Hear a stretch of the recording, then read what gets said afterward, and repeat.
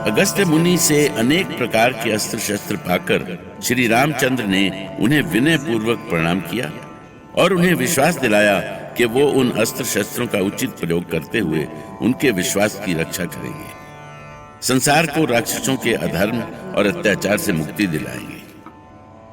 आपने मुझ पर जो विश्वास जताया है उसके लिए मैं आपका अत्यंत आभारी हूँ ऋषिवर। आपका यह विश्वास मुझे मेरे कर्तव्यों को पूर्ण करने की शक्ति देगा। आज मैं आपके समक्ष दशरथ पुत्र राम प्रतिज्ञा करता हूँ कि मैं आपके दिए दिव्य अस्त्रों का प्रयोग असुरों के अंत के लिए करूंगा और सारे समाज को निर्भय कर दूंगा। मुझे पता था श्री राम कि आप एक दिन यहाँ अवश्य आएंगे और मैं तब से इसी दिन की प्रतीक्षा कर रहा था कि आप आएं और मैं ये अस्त्र शस्त्र आपको समर्पित करूं। इन अस्त्र शस्त्रों के लिए आप जैसे ही पुरुष की आवश्यकता थी। आप में सिंह के समान बल, सागर के समान धैर्य और हंस के समान उचित अनुचित का नीर शीर विवेक है। ये आपकी महानता है ऋषिवर कि आप मुझे इस रूप में देख रहे हैं। यदि मैं आपके विश्वास का मान रख सका तो मैं अपने इस वनवास को सार्थक समझूंगा। मैं संपूर्ण आर्यव्रत का भ्रमण कर चुका हूं राम, और इस भ्रमण से मुझे जो ज्ञान प्राप्त हुआ है उससे मैं आपके शांत मन के भीतर के पौरुष को देख सकता हूं। वो पौरुष ऐसा है जैसे सागर की वो शांति जो एक आने वाले प्रचंड तूफान का संकेत कर रही हो। मैं जानता हूं कि शीघ्र ही वो क्षण आएगा जब ये संसार तुम्हारा प्रचंड पौरुष देखेगा। आपके वचन सुनकर मैं धन्य हुआ मुनिवर। धन्य तो मैं हुआ श्री राम। आपके साथ लक्ष्मण और सीता को देख मेरा आत्मविश्वास जाग उठा है। लक्ष्मण की बलिष्ठ भुजाएं और जानकी का आचरण देखने के बाद मैं अति प्रसन्न हुआ हूँ रघुनंदन। मेरी भुजाएं तो भैया राम के संकेत पर ही उठती हैं महर्षि। मैं तो सदा भैया के आदेश की प्रतीक्षा में ही रहता हूँ। सत्य कह रहे हो सौमित्र। तुम्हारा अपने भाई राम के लिए प्रेम तो संसार में एक अनोखा उदाहरण है। गुरुदेव, हमने श्री रामचंद्र, माँ सीता और श्री लक्ष्मण के विश्राम की व्यवस्था कर दी है। अति उत्तम। अब आप लोग थोड़ा विश्राम करें। लंबी यात्रा में थकान हो गई हो। मुनिवर, मैं आपकी तपस्या और साधना में किसी प्रकार की बाधा नहीं बनना चाहता, पर वनों में रहने वाले आप जैसे महान साधु संतों की सत्संगति से भी वंचित नहीं रहना चाहता।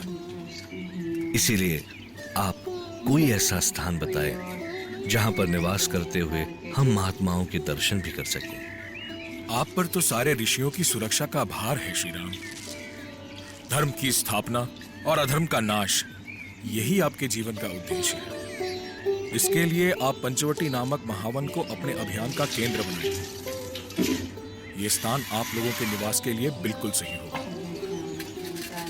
ये स्थान यहाँ से कितना दूर है मुनिवर? यहाँ से थोड़ी दूरी पर ही है श्री राम। आप जब भी जाना चाहें हमारे शिष्य आपको वहां तक पहुंचा देंगे। अवश्य मुनिवर। अगस्त्य मुनि से श्री राम की भेंट उनके जीवन की सबसे महत्वपूर्ण घटना थी। मुनि से मिलकर उन्हें अपने जीवन की दिशा मिली। सारी रात राम अपने वनवास की आने वाली चुनौतियों और वनवासियों की उनसे अपेक्षाओं के बारे में सोचते रहे। दूसरे दिन सवेरे राम ने श्री अगस्त्य के चरण छूकर उनसे विदा दी और फिर सीता और लक्ष्मण के साथ पंचवटी के लिए निकल पड़े। पंचवटी के रास्ते में ही उनकी भेंट गिद्धराज जटायु से हुई। लगता है जैसे आकाश में कोई बहुत विशाल पक्षी उड़ रहा हो। मुझे भी कोई विशाल पक्षी ही लगता है, पर इतना विशाल पक्षी कैसे हो सकता है?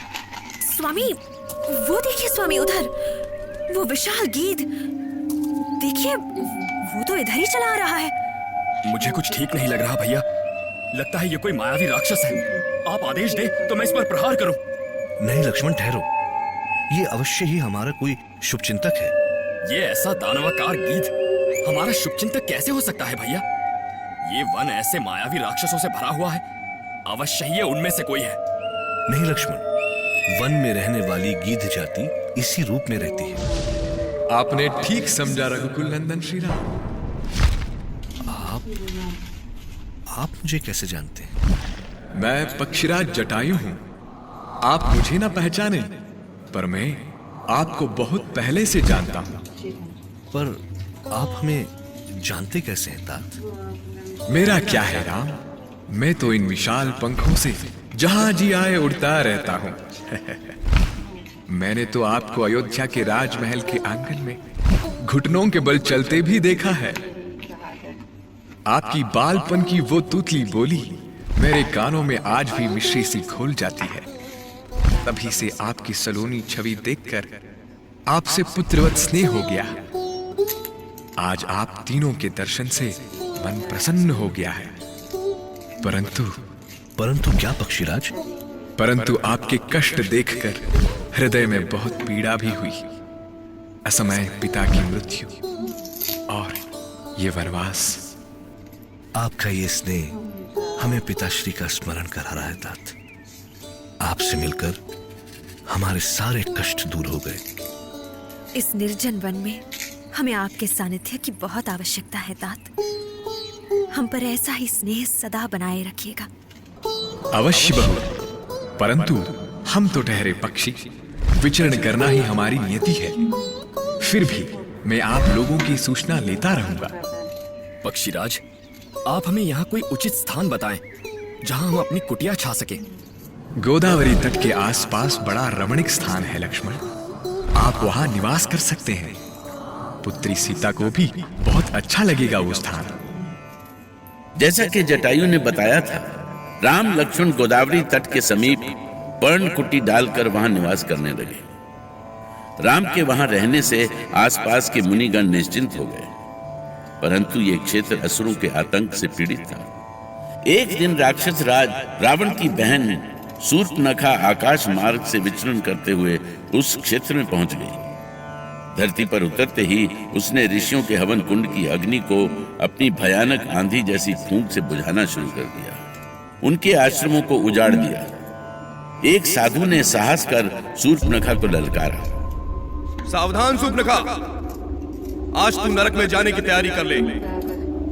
राक्षसों का नाश करने के लिए श्री राम पंचवटी में पधार चुके हैं। चिंता मत कर, तेरे प्राण लेने के बाद मैं तेरे उस रक्षक से भी निपट लूंगी।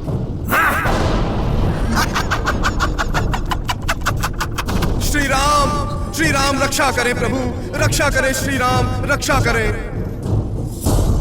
लक्ष्मण, लगता है वन के भीतर से कोई हमें पुकार रहा है। हाँ, मुझे भी ऐसा ही लग रहा है।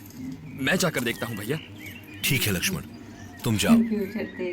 मुझे लगता है स्वामी कि यज्ञ में आहुतियां दी जा रही हैं। अकारण ही लक्ष्मण को इस भयानक वन में अकेले ना जाने दे। तुम सत्य कह रही हो जानकी। पता नहीं क्यों हमें हमेशा ऐसा लगता है जैसे कोई हमें पुकार रहा हो। अब तो हम वनवासी हो चुके हैं स्वामी, भला अब हमसे किसी को क्या काम? ये नई कुटिया दिख रही है। साधुओं का रक्षक राम यहीं होना चाहिए। यहीं ढूंढती हूँ साधुओं के उस रक्षक को। मुझे देखते ही उसके प्राण ना निकल गए तो शूर्पणखा लंका पति रावण की बहन नहीं।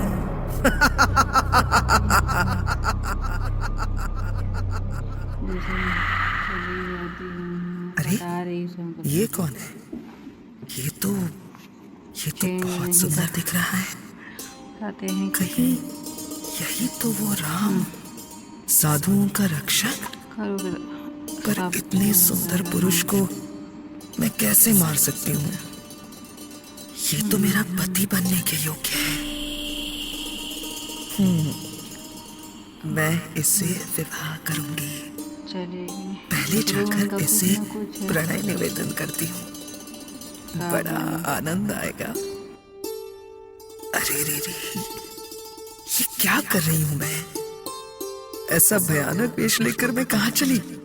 मेरी बुद्धि को न जाने क्या हो जाता है। ऐसे विकट रूप में देखकर तो ये राम डरकर भाग ही जाएगा।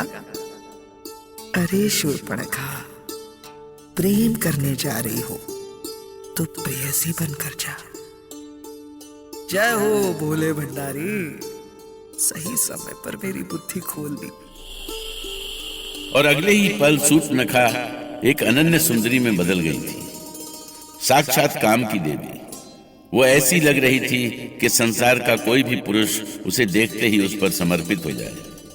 उसे पाने के लिए वो संसार की कोई भी निधि न्यौछावर करने को तैयार हो जाए।